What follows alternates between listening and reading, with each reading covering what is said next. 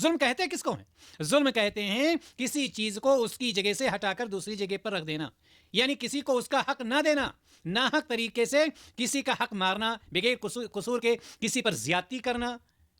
کسی پر الزام لگانا، کسی کو قتل کر دینا، کسی کا مال ہڑپ کر لینا، کسی پر تہمت لگا دے، یہ ساری چیزیں ظلم میں شامل ہیں۔ اور اللہ تبارک و تعالیٰ فرماتا ہے وَمَا رَبُّكَ بِظَلَّامٍ لِلْعَبِيدِ، اور آپ کا رب بندوں پر ظلم کرنے والا نہیں۔ محترم حضرات و خواتین، حدیث قدسی میں اللہ تبارک و تعالیٰ ارشاد فرماتا ہے یا عبادی انی حرمت الظلم علی نفسی وجعلته بینکم محرما فلا تظالموا،